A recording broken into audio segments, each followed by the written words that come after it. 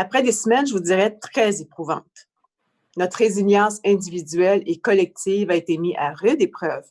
Et heureusement, la situation continue de s'améliorer au Québec et ailleurs sur la planète. C'est une très bonne nouvelle. D'ailleurs, dès le début de la pandémie, vous vous souvenez, on a pu rapatrier 900 jeunes de logique partout sur la planète. Je vais vous dire que c'était un de mes beaux moments. On peut maintenant se permettre d'afficher un optimisme prudent. Le moment est aussi venu de regarder en avant et de placer toutes nos énergies à la recherche de solutions qui permettront à notre économie de redémarrer et à nos organisations, institutions et entreprises de reprendre rapidement leurs activités et, espérons-le, de récupérer une partie des pertes qu'elles ont subies au cours des derniers mois. Vous le savez, en novembre dernier, ce qui me paraît maintenant être il y a presque 5 ans, je lançais la nouvelle vision internationale du Québec qui s'intitulait « Le Québec, fier et en affaires partout dans le monde ». J'étais évidemment loin de me douter qu'on vivrait quelques mois plus tard la pire crise économique mondiale depuis celle de 1929, pour reprendre les mots en fait du FMI. Pourquoi la pire crise? C'est que le choc initial de cette crise n'a pas été causé par une crise financière, mais elle a touché directement notre réalité et notre capacité quotidienne. Les individus ne pouvaient plus se rendre au travail ou sur leur lieu de travail. Les entreprises ont perdu des ruptures d'approvisionnement majeures. Les dépenses de consommation, de biens, de services ont été annulées ou reportées et la confiance des ménages a été ébranlée en raison du confinement, mais aussi des pertes de salaire. Selon les prévisions du FMI, l'économie mondiale devrait se contracter d'environ 3 % en 2020. Nos principaux partenaires commerciaux, comme les États-Unis, sont encore plus fortement touchés. En fait, les économistes prévoient que l'économie américaine devrait encaisser un recul de 6 % en 2020. Du côté de l'Europe, on parle de 6,6 %. L'Asie non plus ne sera pas épargnée, mais devrait s'en tirer un peu mieux. La Chine, on prévoit qu'elle va voir sa croissance de son économie passer de 6,1 % qu'elle était en 2019 à 1,2 % en 2020. C'est une baisse énorme. Dans le contexte économique difficile, les États travaillent fort pour limiter les impacts négatifs, stabiliser leur économie, préserver les emplois, puis redéfinir ou définir leur plan de relance. Évidemment, on ne souhaite pas une deuxième vague, mais il faut quand même s'y préparer. Puis le Québec, ici, on est confronté aux mêmes défis. La récession a bien évidemment des conséquences sévères sur notre économie ainsi que sur nos entreprises qui ont vu leurs activités et leur croissance fortement réduites au cours des derniers mois. Si on parle par exemple des marchés d'exportation traditionnels, le marché américain au premier chef est fragilisé. Les chaînes d'approvisionnement, les échanges commerciaux, les flux d'investissement sont déstabilisés. On voit aussi un resserrement des conditions de financement des pays. Mais malgré tout ça, l'espace international demeure essentiel à la prospérité du Québec. La valeur ajoutée de nos exportations était de 31,6 % du PIB. 31,6 %. Avant la crise, les emplois aux entreprises exportatrices représentaient plus de 30 % des emplois totaux et 72,7 % de l'emploi dans le secteur manufacturier en 2019. Donc, c'est pour ça qu'il faut absolument continuer à avoir des ambitions d'exportation internationale puis d'attraction d'investissements étrangers.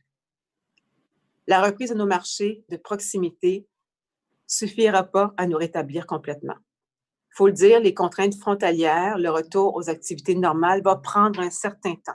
On s'y attend. Avec les États-Unis, par exemple, la frontière va être fermée jusqu'au 21 juillet, comme ça a été annoncé cette semaine. Puis 70 % de notre marché d'exportation transige par là.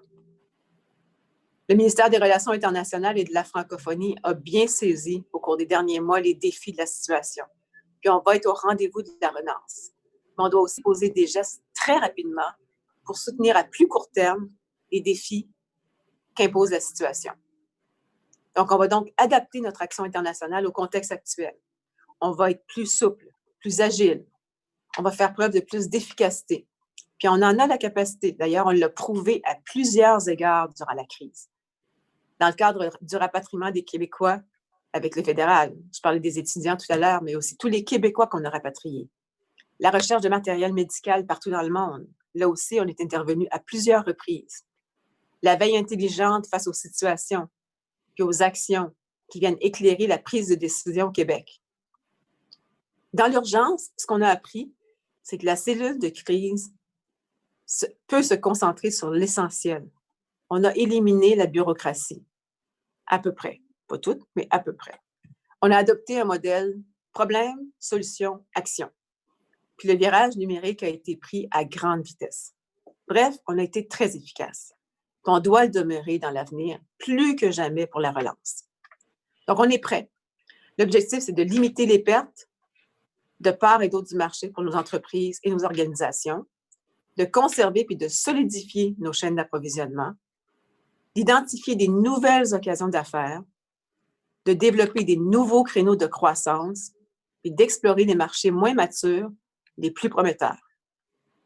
On va cibler des secteurs les plus porteurs pour notre développement économique. On va viser, par exemple, sur notre capital énergétique, l'hydroélectricité, une énergie verte, nos ressources naturelles et nos principaux créneaux d'excellence, dont le secteur agroalimentaire, sans oublier, évidemment, l'industrie culturelle. On va augmenter nos soutiens aux PME. On va lancer une offensive de promotion des affaires. Le Québec dispose d'atouts importants pour soutenir la relance de son économie et aider ses entreprises à reprendre leurs activités au Québec et à l'international. On est sur la courte liste des États les plus actifs à l'international avec notre réseau de 33 représentations dans 18 pays. C'est un avantage concurrentiel évident. On jouit d'une réputation en plus enviable à l'international, tant auprès des pays que des autres États fédérés. La crise actuelle doit devenir une occasion pour le Québec d'accroître son influence sur la scène mondiale en réaffirmant son attachement au multilatéralisme. Notre gouvernement avec Investissement Québec, le ministère de l'Économie et le ministère des Relations internationales est déjà en fonction. Je vous annonce qu'une mise au point de la vision internationale du Québec va être faite à l'automne pour ajuster notre action à la nouvelle réalité. Je vous confirme déjà que le virage économique va se poursuivre aussi avec des modernisations enclenchées.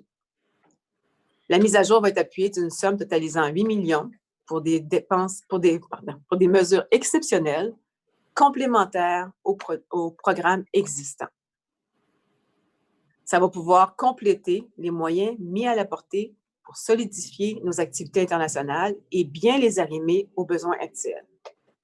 Cela dit, d'ici là, à plus court terme, des gestes concrets doivent être posés pour répondre rapidement à la nouvelle réalité. Je suis donc heureuse de pouvoir annoncer aussi ce matin des sommes dans 2 secteurs de notre action à l'étranger qui vont servir à aider nos organisations ici à se remettre rapidement sur la scène internationale. Le premier, un soutien aux organismes de solidarité de 3,7 millions. La crise engendrée par le COVID-19 a eu des impacts majeurs sur les organisations de coopération internationale basées au Québec. Ça a grandement affecté, c'est sûr, leurs activités et leur capacité d'action à l'étranger. Vous savez, les organisations de coopération internationale du Québec sont aujourd'hui fragilisées. Or, le secteur de la coopération internationale est important. Au Québec, ça regroupe 60 organismes. Ça emploie 700 personnes.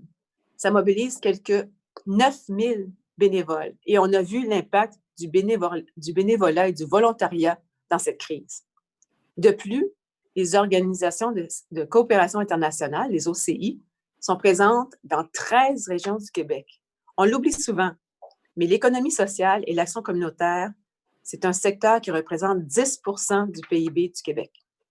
Donc, à court terme, les actions concertées des OCI et des bénévoles de tous les pays seront déterminantes pour aider les pays les plus fortement touchés par la COVID-19. Donc, afin de soutenir rapidement les OCI du Québec et les aider à poursuivre leur mission, j'annonce le déploiement d'un plan de soutien.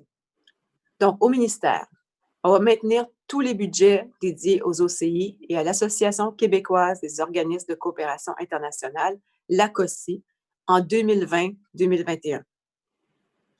On va aussi assouplir certaines normes des programmes en ce qui a trait aux subventions liées à des engagements antérieurs, afin d'augmenter le soutien à leur fonctionnement et de lutter plus efficacement contre les effets de la COVID-19 dans les pays en développement. On lance aussi avec le reste des budgets disponibles un appel à propositions exceptionnelles qui visera à apporter un soutien aux OCI du Québec et appuyer la réalisation de projets visant à réduire les effets de la COVID-19, notamment dans les pays vulnérables. Et finalement, on va offrir une offre de services bonifiés aux Offices jeunesse internationaux du Québec, le GIC, de 1,3 million. Le GIC, c'est un organisme gouvernemental qui a pour mission de favoriser le développement professionnel et personnel des jeunes Québécoises et Québécois de 18 à 35 ans, en leur permettant de réaliser un projet au Québec, au Canada ou dans un pays étranger. En leur ouvrant les portes du monde, le GIC contribue à faire éclore des talents des jeunes adultes, en plus de leur faire vivre des expériences uniques et enrichissantes. Destinée aux jeunes professionnels et entrepreneurs qui souhaitent participer à la relance économique, l'offre de services bonifiés va permettre la réalisation d'activités offertes par le numérique et les outils technologiques pour la réalisation de projets novateurs.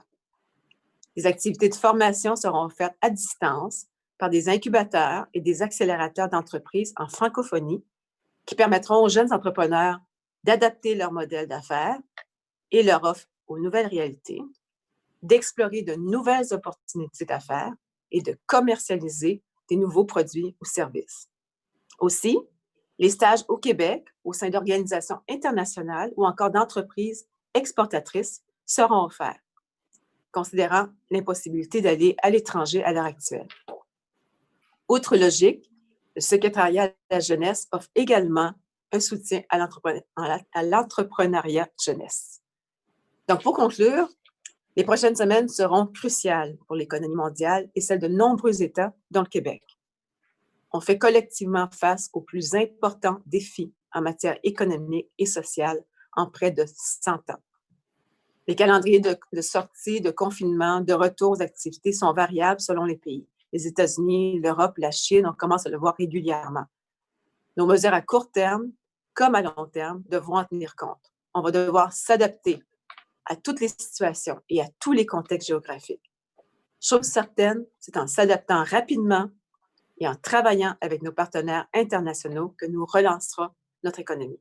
Je suis très heureuse du travail accompli par mes équipes visant à permettre les annonces d'aujourd'hui, puis je vous donne rendez-vous à l'automne pour la phase 2 de nos actions, soit la mise au point de la nouvelle vision internationale du Québec, la poursuite du virage économique et la modernisation de notre réseau. Merci beaucoup de votre attention et au plaisir.